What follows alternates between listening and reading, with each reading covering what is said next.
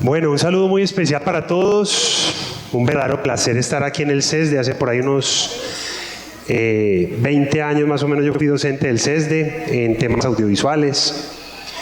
Y este es un sitio, un espacio de formación que considero, ¿me ayudas por favor? Gracias. Que considero bastante valioso, bastante avanzado para las necesidades que tiene la ciudad y la región. Y en mi recorrido académico, ¿nos encartamos con el micrófono o qué? Nos sacamos un ojo. Listo, ya. En el recorrido académico que he hecho en algunos países de América Latina, me doy cuenta de que una formación avanzada desde el punto de vista técnico y tecnológico, como la que tenemos en Colombia y sobre todo en instituciones tan sólidas como esta, y hago la claridad de que no estoy lambiendo porque esta conferencia es totalmente ad honorem, se brinda con unos estándares bastante altos. He tenido muchas personas a mi cargo que son profesionales del CESDE, técnicos, tecnólogos, y realmente considero que esta es una institución que ofrece un servicio de muy buen nivel.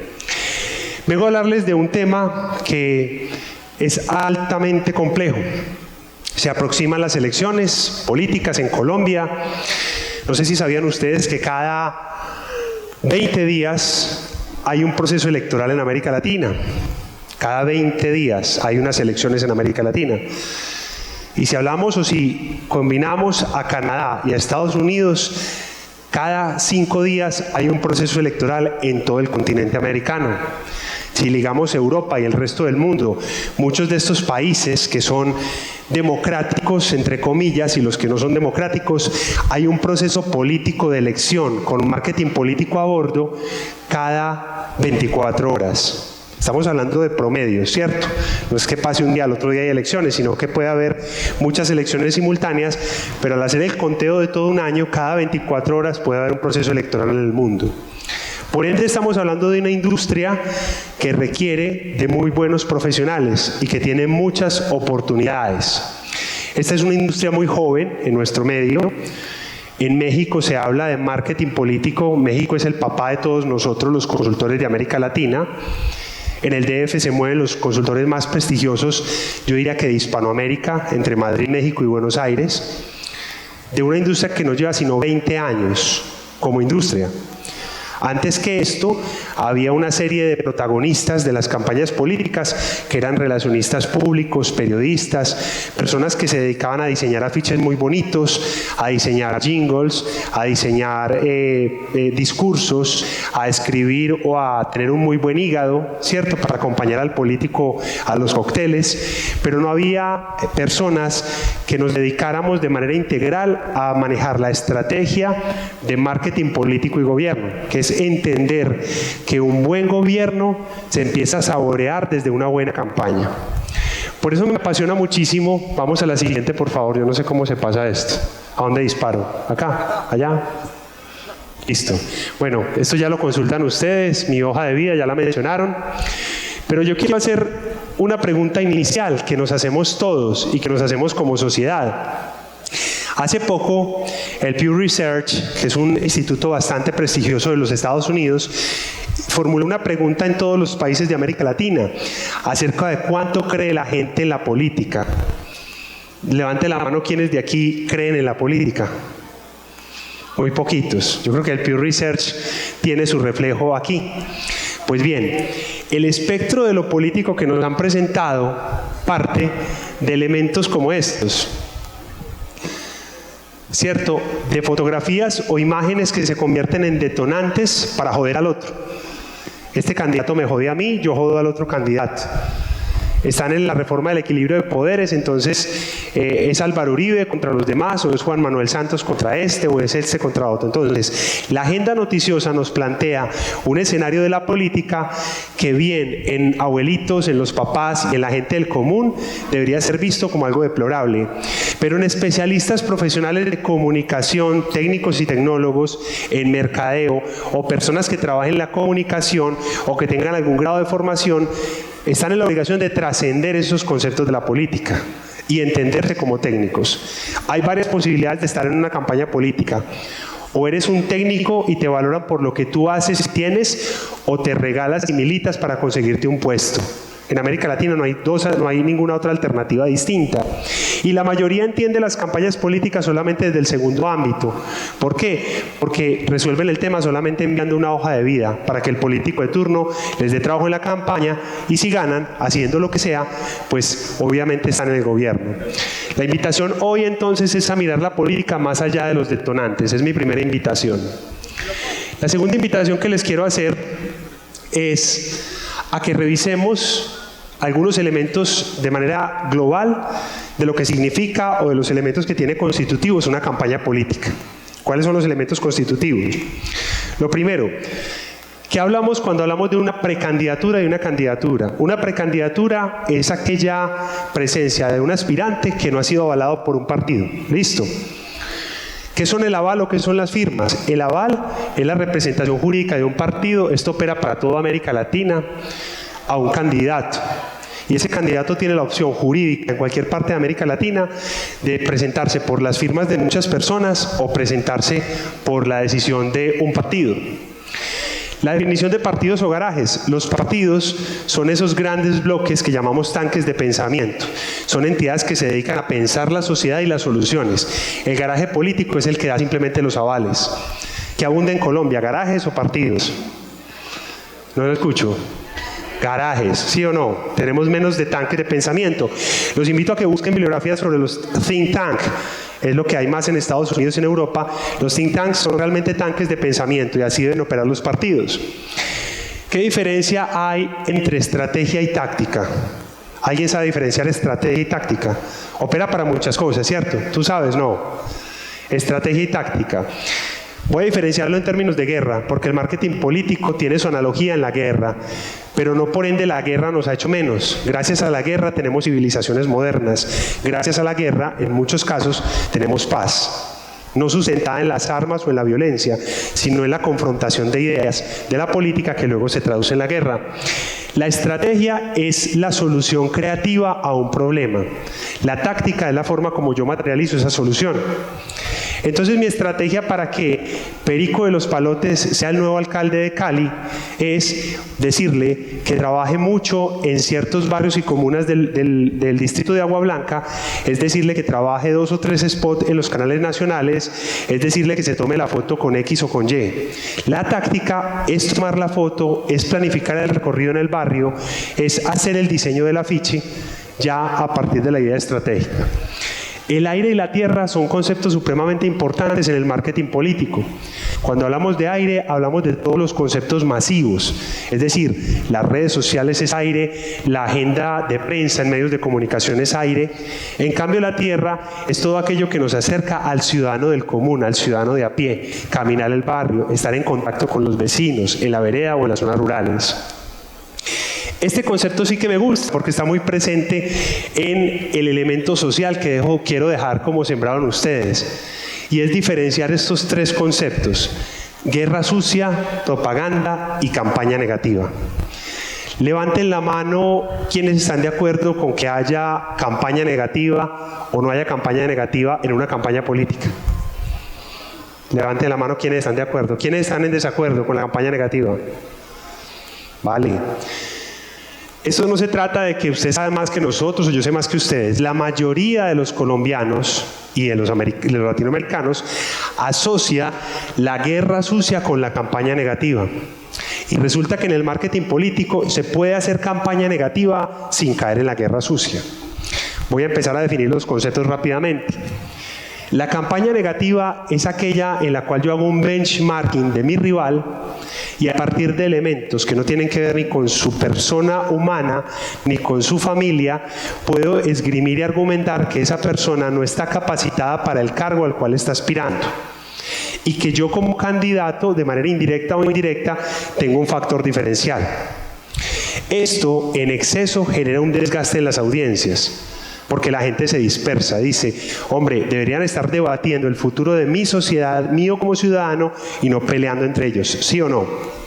Pero esto es muy distinto a la guerra sucia. La guerra sucia es un ataque rastrero, es un ataque personal, es un ataque hacia la familia, es un ataque hacia la condición sexual, de raza, de género del candidato, en busca de su degradación.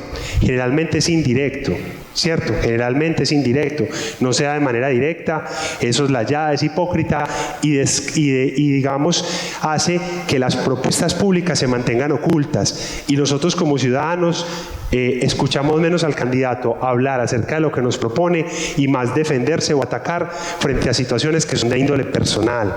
Pero que finalmente en sociedades como las nuestras, donde la vida personal pesa tanto, ¿sí o no? ¿Cuál es el medio de comunicación más poderoso? ¿Quién me sabe decir? En todo. ¿Cuál es el medio de comunicación más poderoso? No estoy de acuerdo. El medio de comunicación más poderoso que existe en el mundo, y más en América Latina, y más en las poblaciones chiquitas, se llama la lengua humana. ¿Por qué? Porque el chisme y el rumor es más poderoso que cualquier cosa.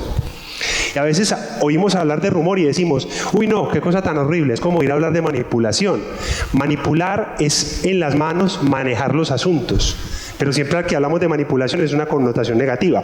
Como cuando escuchamos que el gossip o chisme es negativo. Ah, es que es muy chismosa. O es que el chisme en sí mismo hay que analizarlo y tomarlo con cautela. ¿Por qué razón? Porque es un mecanismo que nos guste o no, funciona. Que nos guste o no, genera reputación. Que nos guste o no, tiene que ser gerenciado desde una campaña. Entonces, propaganda, robarse el alma del otro. La propaganda del concepto filosófico es robarme el alma del otro. Se diferencia de la información en que puede ser más o menos objetiva. Yo personalmente no creo en la objetividad. Ningún ser humano es objetivo, ¿cierto?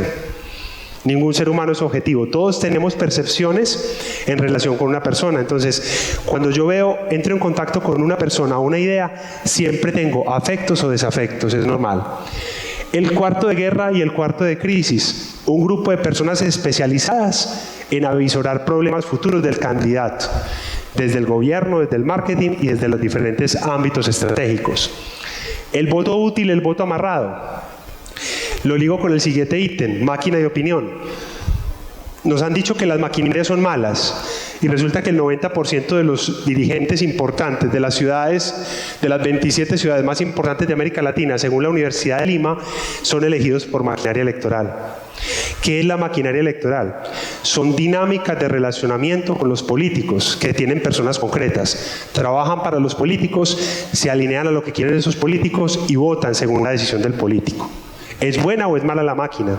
Ni es buena ni es mala. Creo que es mala cuando se da un voto acrítico, pero puede ser positiva en la medida en que también constituye lealtad hacia una causa política. ¿Es malo o es bueno el voto útil? ¿O es malo o es bueno el voto de opinión? ¿Cierto? Hay votos de opinión que son subjetivos. Es que yo voto por Fajardo porque es muy papacito, dirán algunas, ¿sí o no? O voto por Fico Gutiérrez porque wow.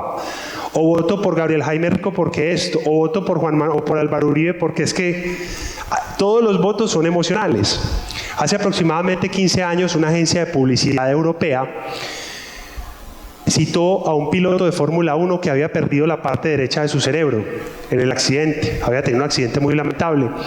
Y lo puso frente a las dos bebidas de cola más tradicionales que hay en el mundo, que se llaman ¿cómo? Correcto, Coca-Cola y Pepsi. Este piloto fue capaz de describir de manera impecable el sabor de las dos bebidas, pero fue incapaz de tomar una decisión. Conclusión, o una de las conclusiones que someto a discusión: para poder tomar decisiones se tiene que tener un contacto emocional. Yo no decido desde la razón, decido desde la emoción. Y ahí correrían ríos de tinta, obviamente, y armaríamos un debate de cómo desde el raciocinio construimos las decisiones, pero las decisiones se construyen desde el corazón. Por ende, un producto político o cualquier producto o servicio tiene que cautivar el corazón de las audiencias. Cautivar es el verbo. ¿Cuántos tipos de votos existen? Existen 4 tipos de votos. Primero, el voto duro. El voto duro está constituido por la pareja del candidato, el círculo familiar más cercano, el círculo de campaña, aquellas personas que digamos son totalmente incondicionales. Segundo, el voto indeciso, son personas que conocen al candidato pero que no han tomado una decisión. Tercero, el voto desconocido, es un segmento amplio que no lo conoce pero no tiene una opinión en contra, no se ha generado una opinión simplemente. Y cuarto, son los votos imposibles, que también se dan en nichos y segmentos imposibles. Son aquellos que el candidato debe tratar de cautivar más en debate y más en la confrontación con sus rivales, pero sin agredir. Y hay que concentrarse en los tres primeros. Yo diría que en el punto 2 y punto 3. Vamos adelante. Esto se me adelantó, creo. Ahí fue. La pregunta que yo me hago es: ¿en la vida cotidiana existen este tipo de conceptos? ¿Ustedes qué piensan? Claro que existen. Existen para los productos y servicios de todo ámbito. Existen para las bebidas cola, para los pañales, para la salsa de tomate, para los programas de televisión. Existen conceptos de mercadeo como estos. Existe la propaganda, existe la guerra sucia, existe hasta el voto útil, existe la decisión del ciudadano de compra o no compra. Y así mismo pasa en el marketing político. Y existe obviamente también esta estructura, que aunque lo uso como una máquina, no quiero que se malinterprete, de yo generar una promesa básica que la convierto en servicio y la pongo a transitar en los medios. Existen las 4P básicas del mercadeo. Existe un precio que yo tengo que pagar, el de decidir, el de no decidir, o el de dejarme gobernar o no por alguien, o por una forma de gobernar. Existe la plaza, no solamente la virtual, sino la real, en todo su ámbito y mayor desarrollo. Existe la promoción como ejercicio de aire y tierra, ya lo explicamos ahorita. Y existe un producto. Yo a mis candidatos no los llamo productos, yo los llamo servidores, porque el concepto de producto ya fue reevaluado por la publicidad en los 90. Y todavía hay ciertas escuelas en América Latina que hablan de producto. Me parece que ahí hay un anquilosamiento, más que de la moda de usar una palabra. Ustedes saben que hay palabras que se usan por moda, es por el concepto de lo que implica el tema de servir, desde el buen gobierno y la sociedad participante.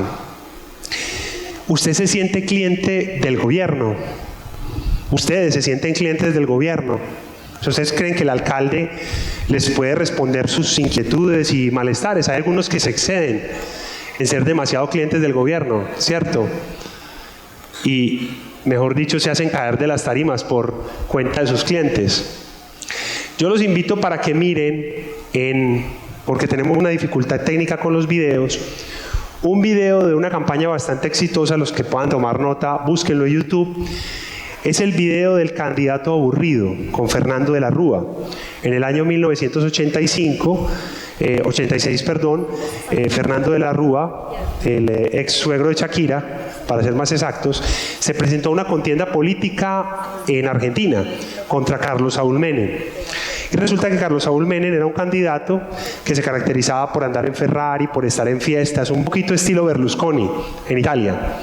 Y resulta que dentro de esa dinámica tildaban a De la Rúa, un hombre de saco negro, de corbata oscura, de camisa blanca, de un ceño fruncido muy argentino, de un cabello desordenado como muy pocos argentinos lo tienen. Los argentinos les encanta tener el cabello largo, muy ordenado, son hombres impecables, como un tipo muy aburrido. Entonces él le dijo al publicista, el publicista le dijo: es que usted es muy aburrido. Y el publicista dijo: bueno, me voy a cranear una campaña para sustentar por qué ser un candidato aburrido con una vigencia para las necesidades que tienen los argentinos. Y los invito a que vean el video. A veces cuando me preguntan en el colegio de mi hijo ¿a qué me dedico?, yo me digo: ¿yo a qué me dedico? ¿Yo en qué trabajo? ¿Cuál es mi trabajo? Es más fácil decir que uno es carpintero, que uno es docente universitario, que uno es periodista, que uno es diseñador gráfico, a decir que uno es consultor político, porque inmediatamente la pregunta es: ¿y entonces usted se encarga de maquillar a los políticos para que nos digan mentiras? Y la pregunta que yo les hago es eso: ¿nos dedicamos a maquillar la realidad? ¿Quién se acuerda de esta foto? No. ¿Quién se acuerda de esta foto? Esta foto se la tomaron al rey de España, Juan Carlos, quien acaba de abdicar a su hijo, cuando estaba en África cazando elefantes. Se tomó la foto, una fotico ahí, chévere, bacana, el rey de España tomándola, cazando elefantes. Una foto que hace unos 20 o 30 años, sin la relevancia histórica y porcentual que han tomado las comunidades animalistas como población que debe ser definida en lo programático de un gobierno, era distinta. Hoy por hoy el tema animalista es todo un nicho que elige concejales, que puede elegir alcaldes, que puede tumbar presidentes. Entonces todo lo que tiene que ver con lo ambiental ya no es tan romántico, sino que es un tema de alta responsabilidad social. Entonces, volviendo a la pregunta que les manifestaba ahorita, viene esta otra fotografía. Y ahí sí me van a disculpar. Yo generalmente cuando hago intervenciones en Colombia trato de evitar las imágenes de Álvaro Uribe o de Juan Manuel Santos. ¿Por qué? Porque siempre la gente, es que usted es uribista, es que usted es antiuribista. Y no me interesa entrar en ese debate. Quiero que analicemos académicamente esa fotografía. Es una fotografía privada de Álvaro Uribe que se filtró a los medios. ¿A quién no le gusta el aguardiente? Levante la mano. Yo creo que a todos, ¿cierto? A todos nos gusta el aguardiente. ¿A quién no le gustará el ron o le gustará beber otra cosa? Como seres humanos, o nos gusta o no nos gusta el licor o nos gusta otra cosa. Punto. Es el gusto de cada uno. El presidente Uribe también le gusta el aguardiente. ¿Qué tiene de malo?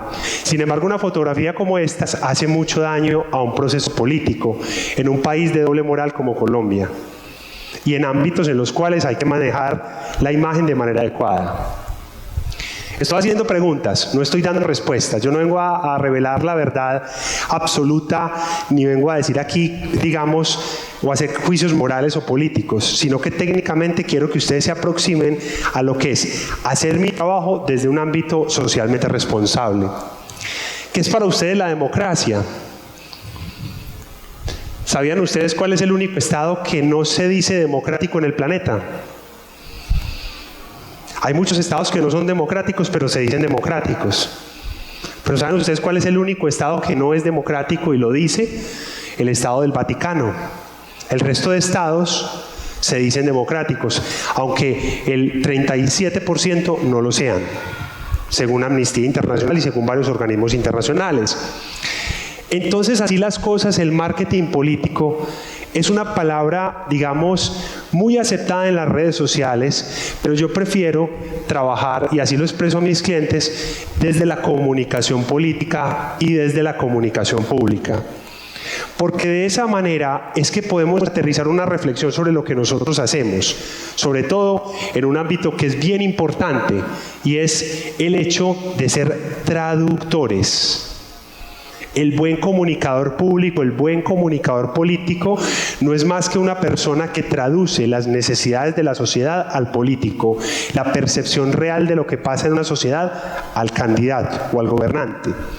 Y desde el lado del gobernante ayuda a que ese gobernante sepa hablarle a esa sociedad en un lenguaje distinto y se haga entender sobre sus intenciones. Que se haga ese tráfico de manera transparente o no, que haya corrupción en medio, es una circunstancia en la que en este momento yo no me quiero entretener. Pero técnicamente la misión social de un buen consultor o de un buen estratega en marketing político es la de ser traductor. ¿Es posible edificar sociedad desde el marketing político? Claro que es posible. Hay dos posibilidades o hay dos rutas. Una, la de ser simplemente un negociante, un estratega que le cobra a un candidato por decir lo que él quiera decir. Otra es la de servir de traductor. ¿Por qué razón? Porque, como se lo decía yo a un grupo de consultores en estos días, en una conferencia que estaba dictando, estamos ensuciando el agua que todos bebemos. Y lo peor, esta agua no hace parte de un negocio privado, como si el de Joseph Blatter, que ese sí es un negocio privado y que es tratado como estadista, pero es un negocio privado, punto. El problema de corrupción de la FIFA es de la FIFA y de sus asociados, no es de los ciudadanos. Aunque movilice, aunque nos lleve a los estadios, y los problemas son mucho más delicados, son problemas de violencia, son problemas de todo lo sociológico y toda la fenomenología de la violencia que lleva el fútbol. Lo que pasó recientemente en Argentina, en Buenos Aires, en el clásico Boca River en la Bombonera, es uno de esos factores detonantes de lo que pasa con el fútbol. Pero el fútbol no es público. Sin embargo, desde la política generamos sociedad y podemos edificarla. Mi conclusión es que sí. Igual dejo abierta la pregunta. Y ya para concluir, porque yo me quiero concentrar más en las preguntas que ustedes puedan tener y en las intervenciones que puedan tener a todas estas preguntas que estoy planteando, voy a rematar con algunos principios o algunas propuestas de principio que yo he planteado sobre cómo la consultoría política y la industria de las campañas políticas y de comunicación pública y gobierno en América Latina nos tenemos que parar frente a la realidad que actualmente tenemos. Que la realidad actualmente es, salen los candidatos, se vuelven oficiales, entran los estrategas, empieza la guerra sucia, se vuelve un lodazal, se genera la elección de un alcalde, gobernador, presidente, y luego empieza el proceso de ilegitimidad de ese alcalde, gobernador, presidente, hasta que es sacado de su cargo o no puede cumplir con sus funciones por estarse defendiendo. ¿Quién pierde con eso? De principio a fin, ustedes, la sociedad. Porque no conocen las propuestas, porque el candidato no puede ejecutar su plan de desarrollo, porque no puede ir más allá de la promesa de la cereza en el pastel, que es el afiche. Y seguramente cuando les dijeron de marketing político, ustedes no se imaginaron que íbamos a llegar tan al fondo. Se imaginaron que yo iba a mostrar aquí un montón de publicidades y de comerciales y de cerezas en el pastel. Pero yo no me quiero quedar en eso. YouTube y las redes sociales están repletas de buenos afiches y de buenos ejemplos. Es más, los quiero invitar para que miren. Pues mi blog en El Colombiano se llama Plaza Pública. Ahí tengo varios ejemplos de temas en los que yo he trabajado, de campañas en las que he trabajado, y donde incluso la estética es muy sacrificada. ¿Sabían ustedes eso o no? La estética y la creatividad es muy sacrificada en las campañas políticas, porque muchas veces no se valora en su justa dimensión, porque se trabaja sobre el tiempo. Diseñadores, community managers, comunicadores tienen que hacer respuestas casi que sacadas del sombrero, campañas casi que se inician de un día para el otro. Entonces hay un gran sacrificio. Mi primera invitación es tener conciencia sobre la responsabilidad con la democracia que tenemos desde el marketing político. Lo decía ahorita, somos responsables de sostener una sociedad democrática.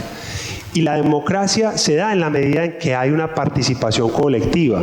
Y hay participación colectiva en la medida de que los candidatos comunican bien y en la medida en que hacemos pedagogía de lo que significan unas elecciones. Vemos en los medios de comunicación, en la agenda pública, un montón de candidatos de nuestra ciudad que quieren ser alcaldes, otros que hacen triquiñuelas para ser gobernadores, otros presidentes, diputados, qué sé yo, pero muy poco nos están explicando qué es lo que vamos a elegir el 25 de octubre, ¿cierto? ¿Qué es un concejal? ¿Para qué sirve? ¿Qué es un alcalde? ¿Cómo funciona? ¿Cómo puedo ser veeduría de un alcalde y demás? Hay que tener conciencia frente al respeto de la persona y su familia, lo decíamos en cuanto al tema de la guerra sucia. Y yo quiero que diferencien los dos conceptos, porque son dos conceptos técnicos.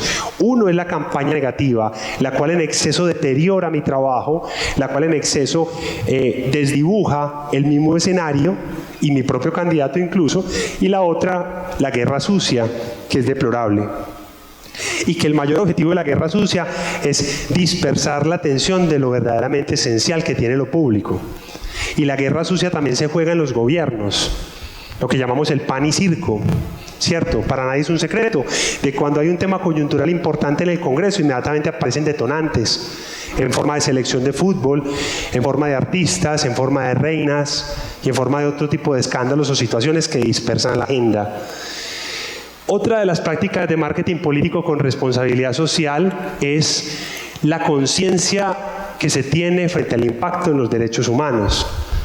Y en esto quiero destacar fundamentalmente el tema de la presencia de la mujer en la política, el tema de la presencia de los colectivos que son minoría en el país y la forma como son tratados durante las campañas políticas, gracias a las legislaciones especiales que existen. Entonces el llamado ahí también es a tener una mayor conciencia de responsabilidad. Juego limpio, fair play. Un fair play entre campañas es lo ideal. Hay estados de Estados Unidos que firman pactos de fair play y se cumplen hasta el final. Hay estados en Europa que también lo hacen. En América Latina hay algunos casos en México, otros en Brasil, donde se ha logrado llevar hasta instancias muy finales el tema del juego limpio. Sin embargo, al final pues se rompen estos pactos y se aparece la deplorable guerra sucia. Quiero que busquen en YouTube este segundo video que tampoco puedo proyectar. En 1987, un grupo minoritario le ganó, gracias a su publicidad y a su marketing político, el pulso a una dictadura con la palabra no. No hay nada más negativo que la palabra no. ¿Se puede proyectar el video o no? No. ¿Sí? Sí, no, pero no, pues no lo busquemos ahorita. Dejémoslo así, dejémoslo que ellos lo busquen. O búscate el no a la dictadura chilena, a ver si de pronto lo encontramos. Yo voy relatando la historia. Estas personas eran un grupo de jóvenes asesorados por un publicista. Fueron amenazados de muerte, fueron perseguidos, fueron exiliados del país por la dictadura que en ese momento encabezaba el general Augusto Pinochet Ugarte. Existe una película que los invito a que la vean, que se llama El no a la dictadura en Chile. No a la dictadura, Chile. A ver si aparece por ahí. Entonces resulta, vamos a ver si aparece, dale para abajo, porfa. Campaña no, pongamos más bien campaña no arriba, discúlpame. Campaña no. A ver si aparece el eslogan es la alegría ya viene, la alegría ya viene. Y como contrapropaganda y contrainteligencia, la dictadura sacó en sus canales la guerrilla ya viene. Chile, la guerrilla ya viene, y era la alegría ya viene.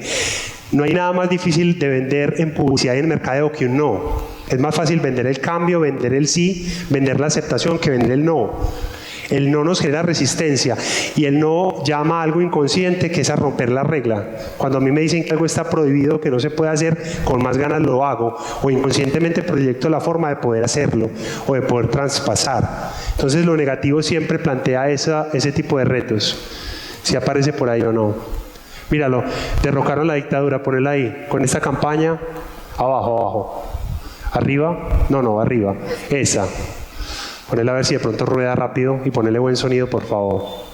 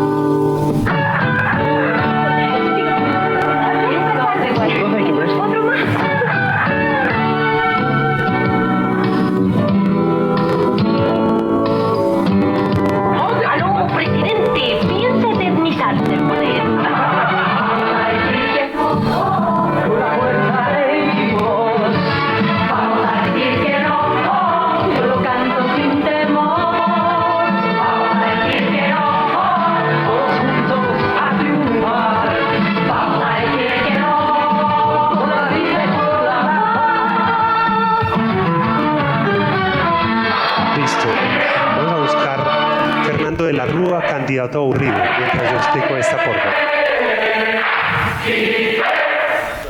Ahí, Chile, la alegría ya viene. Perdón el material y la calidad, pero es 1988. La alegría ya viene, la guerrilla ya viene, en ese espacio de 10 minutos que les daban a las 8 de la noche para los dos candidatos. Una contraofensiva del oficialismo chileno, de la dictadura, mostrando cuando ellos bailan y en la parte trasera llegaban encapuchados con bombas Molotov y luego se disfrazaban para bailar. Entonces decían, este es el gobierno que tú quieres, el gobierno de la guerrilla. Era obviamente una contraofensiva, no voy a entrar en criterios morales allí para hablar de guerrilla o no guerrilla, sino que es un tema netamente publicitario. Video spot, dicen que soy aburrido, por favor, con buen sonido. Es el que les hablaba de Fernando de la Rúa ahorita. Dicen que soy aburrido. Ponelo desde ¿Será que no manejo Ferrari? Eso. Dicen que soy aburrido. ¿Será que no manejo Ferrari? ¿Será para quienes se divierten mientras hay pobreza? ¿Será para quienes se divierten mientras hay desocupación? Para quienes se divierten con la impunidad. Aburrido. ¿Es divertida la desigualdad de la justicia? ¿Es divertido que nos asalten y nos maten en las calles? ¿Es divertida la falta de educación? Yo voy a terminar con esta fiesta para unos pocos. Viene una Argentina distinta, la Argentina del respeto, la Argentina de las reglas claras, la de la dignidad, la del trabajo, que va a educar a nuestros hijos, que va a proteger a la familia, que va a encarcelar a los delincuentes, delincuentes y corruptos. Y al que le aburra, que se vaya. No quiero un pueblo sufriendo mientras algunos pocos se divierten. Quiero un país alegre. Quiero un pueblo feliz. Alguien está pensando en la gente. Muchísimas gracias. Con sombra en el rostro, con su corbata negra, con su gesto adusto, no trataron de mostrarlo divertido, ¿sí o no? Muchos candidatos me dicen, es que tengo una voz muy fea. Y yo le digo, ¿ustedes saben cuáles son los principales locutores que hay en Colombia? Se llaman Yamid Amad y Juan Gozaín, y son las voces más feas que tiene el país, ¿sí o no? Y su aspecto físico tampoco es el de la modelo de los comerciales ni de la sección de farándula del noticiero, pero son vigentes y son creíbles. Entonces muchas veces no es que haya malos servidores, comillas, productos políticos, sino que quizá a veces falta inteligencia para poder recabar sobre los antivalores, y la forma como los antivalores yo los puedo revertir en una campaña a favor. Eso todo depende del momento, del tiempo en el que estemos en la campaña. Vamos adelante, por favor.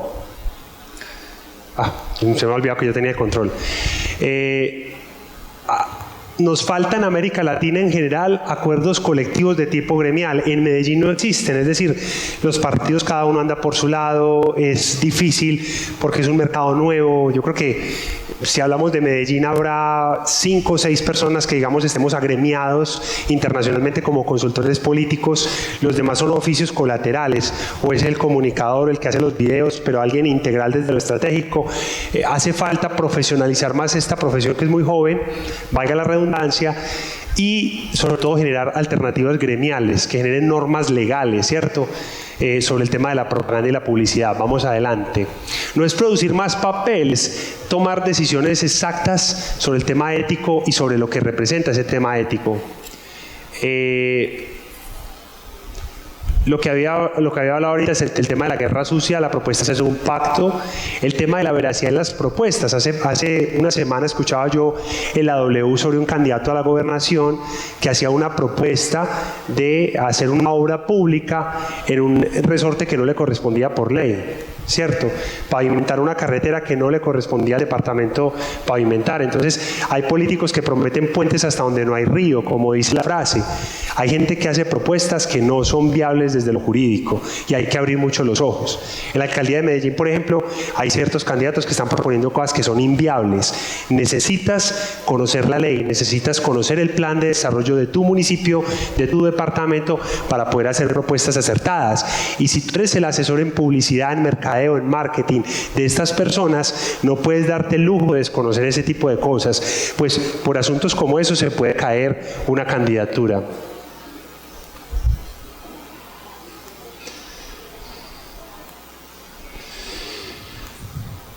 Yo creo que, y quiero terminar con esta frase, y es que en términos generales el candidato no puede excederse en el aire o en la tierra. Un candidato no puede estar solamente en lo masivo o solamente en la calle. Y asimismo el especialista, el profesional en mercadeo, no puede excederse únicamente con la calle o con la oficina. Hay una frase que a mí me encanta: hay que gastarle más tiempo a la gente en la buceta que a Platón en la biblioteca. Muchísimas gracias a todos.